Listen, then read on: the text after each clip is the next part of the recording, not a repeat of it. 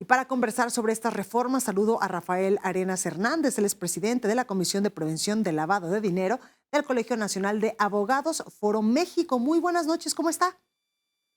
Estimada Blanca, muy buenas noches, qué gusto saludarle, a ti y a tu Igualmente, auditorio. Rafael, muy buenas noches. Oiga, pues cuénteme un poco, hay avances importantes sobre todo en la prevención del lavado de dinero en nuestro país. Así es correcto. Bueno, más que haber avances, Ujú. la urgencia de esta reforma es porque México va a entrar a una certificación vía pares a través de Gafi. ¿Qué Por lo es tanto, esto? tenía que hacer Cuénteme. cambios urgentes en la legislación antilavado.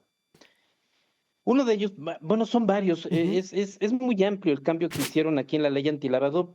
Me voy a permitir tocar los más representativos. El conocer al cliente, ya el beneficiario controlador y el cliente usuario que utiliza ese servicio o bienes de aquellas actividades vulnerables, que ya no es únicamente identificarlos de manera directa, sino también se tiene que basar en medios de identificación con un reconocimiento oficial. Y aquí también es en donde se vincula con la curva biométrica, porque ya las actividades vulnerables, cuando entre en función la curva biométrica, van a estar obligados a solicitarlas a los usuarios finales. Incluye capacitación anual. ¿Para quiénes? Para los dos ámbitos, no únicamente para el ámbito privado, sino también para los servidores públicos que van a realizar estas tareas. Estamos hablando de una incorporación y una coordinación de funciones entre la Secretaría de Hacienda y Crédito Público, a través de la Unidad de Inteligencia Financiera, por supuesto, la Secretaría de Seguridad y Protección Ciudadana y la Guardia Nacional, así como las entidades federativas en donde se van a implementar unas unidades especializadas. Obviamente va a tener interacción con autoridades y entidades de otros países, porque adicionalmente prevé la reforma que se deben de identificar actividades y operaciones con países con mayor riesgo de lavado de dinero. Algo muy importante es que se va a añadir el concepto persona, ya se añadió más Ujú. bien, persona políticamente expuesta. Esto estaba previsto para efectos de la reglamentación antilavado en instituciones financieras. Claro. Como estamos hablando aquí de instituciones no financieras, actividades no financieras, las va a definir, la define como una persona que ocupa u ocupó un cargo público en México. También está implementando que las empresas que están en este tema de actividades vulnerables deben tener manuales actualizados. Ya los tienen, pero ahora deben de tener manuales actualizados que van a incluir estos criterios y medidas para identificar todas las actividades a las personas políticamente expuestas y a los beneficiarios finales. Y por último, estas actividades vulnerables deben de implementar mecanismos automatizados que deben de permitir un monitoreo permanente de estos actos u operaciones cuando se alejen de un perfil transaccional en una relación de negocios, que adicionalmente deben de implementar auditorías internas y externas, depende del grado de riesgo que tengan las compañías, y que todo esto se va a regular a través de reglas de carácter general. Por lo que respecta a las sanciones, esto sí es muy importante porque va a haber una suspensión temporal de operaciones de actividades vulnerables cuando las empresas estén fallando en estos reportes. Y algo muy importante es que la reforma prevé un delito, el delito por presentar avisos alterados. Se va a tipificar como delito la alteración, modificación o incorporación de datos o imágenes que estén ilegibles en los avisos que presenten a la Secretaría de Hacienda, pues obviamente como parte de las obligaciones de presentar estos, estos reportes y estos avisos. Por la curva biométrica, Ujú. sí, podemos decir que, aunque va a ser un documento oficial de identidad en un formato físico y digital, va a ser válido en todo México, va a incluir fotografía y huellas dactilares. Ujú. Todas, tanto instituciones públicas como privadas, van a solicitar esta curva biométrica, y el objeto de la Ajá. creación es para localizar a personas desaparecidas, vinculando las plataformas del Registro Nacional de Personas Desaparecidas y el Banco Nacional de Datos Forenses. Esto sí es muy importante, y esto yo creo que es de lo más controvertido, Claro. porque se supone, o más bien dicho, debe de ser toda esta información debidamente resguardada por la Secretaría de Gobernación, que va a ser la entidad responsable de integrar estos datos biométricos y la CURP. Aquí hay algo muy importante que quiero acotar, que a pesar de que está muy, fue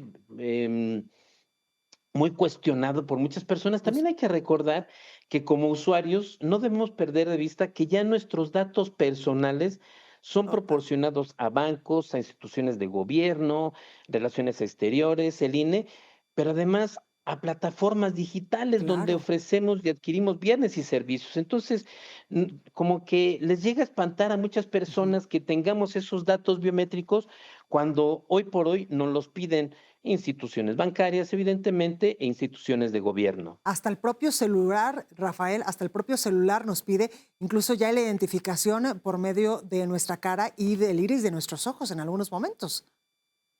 Así es correcto. Ya hoy por hoy el tener un celular, ya debe de tener un celular de última generación Claro. para poder accesar a esos servicios bancarios. Todos los bancos lo tienen. Acerca tu rostro, va uno al banco a ver las huellas digitales, todos los biométricos los tienen los bancos. Entonces yo creo que no nos debe de espantar. Lo Ujú. único que debemos de tener en contexto y que el gobierno debe de tratar de darnos la confianza que todos esos datos Van a estar bien deben de ser resguardados. tratados, claro, Claro. resguardados, debidamente resguardados y a prueba de hackeos, a prueba de, pues, de esas plataformas de hackers que conocemos hoy por hoy, que bueno, que tienen en jaque a todos Ujú. los países y a todos los estados. Totalmente, Rafael. Y esto será posible porque tú tocabas un punto muy importante. Cuando uno va al banco, pues ya tienen ahí todos nuestros datos biométricos. Incluso en las aplicaciones de los bancos en el celular, también ya te pide la validación biométrica de todos tus datos para incluso poder acceder a tu cuenta bancaria dentro del celular, a tu aplicación. Así es correcto en todos, Ujú. en muchas plataformas. Es más, si lo vemos hasta desde el punto de vista internacional, bueno, cuando los extranjeros quieren acceder a países como Estados Unidos, bueno, Total. pues, no únicamente son los datos biométricos, sino datos personales, datos sensibles y, pues, obviamente, más allá si uno quiere entrar a estos países. Entonces, sí es muy, delicado y bueno, tiene que tomar en cuenta el gobierno la Ley General de Protección de Datos Personales en posesión de particulares y en posesión de terceros. Totalmente. Y más que ahora, pues ya no existe el INAI, ¿no? Exactamente. Existe la ley, pero no el Sí, INAI. Es la gran total. diferencia.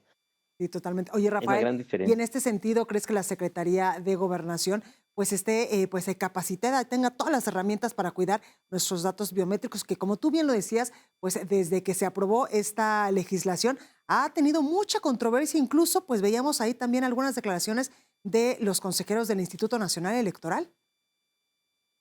Así es. Bueno, debe de tener la infraestructura, la capacidad y la tecnología para poder recabar, sí, estamos hablando de millones de personas en todo el país, no en toda la república existe la tecnología al alcance de las personas, hay comunidades muy alejadas que, bueno, seguramente tienen fallas como en muchos lugares de acceso a la tecnología, pero lo que sí es un hecho es que debe de tener un presupuesto muy importante, lo cual no ha dicho Claro. cuál es el presupuesto, pero debe de existir un presupuesto lo suficientemente robusto, no nada más para la creación de la plataforma, sino para poder encapsular esa misma y que no exista un tema de que por falta de presupuesto, pues no pudieron resguardar los datos y son hackeados. Yo creo que eso es el punto más delicado que deben tener en cuenta. Totalmente. Y en cuanto a la prevención de lavado de dinero y a esta ley, ¿tú cómo la ves? ¿Hacía falta? ¿Nos tardamos? ¿O está pues muy bien así como está en la legislación? No, yo creo que está bien, sin Ujú. embargo, hay muchos puntos finos que son los que hay que afinar. Por ejemplo, va a tener un plazo de 12 meses para que se puedan implementar ciertas medidas, Justo. porque debe de salir las reglas de carácter general. En estas reglas de carácter general van a ser aquellos procedimientos que deben de tener las empresas para Ujú. efectos de este tema de antilavado. Pero hay algo muy importante de fondo en la ley antilavado. Si bien es cierto que está adoptando las medidas de Gafi, Ujú. que se implementan a través de las famosas 40 Por recomendaciones, supuesto. sí se ajusta totalmente a esas 40 recomendaciones, sobre todo en la parte de conoce a tu cliente o lo que se Ujú. conoce como debida diligencia. Bueno, ¿cuál es el gran problema que yo veo? Que son 18, 19 actividades vulnerables que una cosa es a lo que se pueda dedicar una empresa y otra Ujú. cosa es que esa empresa de lo que se dedique realice actividades que puedan ser vulnerables a la luz de la ley FIORPI. Claro. Sin embargo, esas actividades que están muy acotadas, que están muy bien definidas, no son las únicas actividades susceptibles en los temas de lavado de dinero. Por ejemplo, la ley prevé que cuando se vayan a importar elementos balísticos, los agentes aduanales deben de reportarlo, Claro. pero no reportan precursores químicos, por ejemplo. O sea, no está previsto. Entonces, a pesar de todo el gran problema que vimos con respecto del problema que tuvieron los bancos Ujú. al ser señalados por Estados Unidos de decir, están haciendo operaciones con China porque están comprando Ujú. legalmente y están importando esos precursores químicos, no es una actividad vulnerable.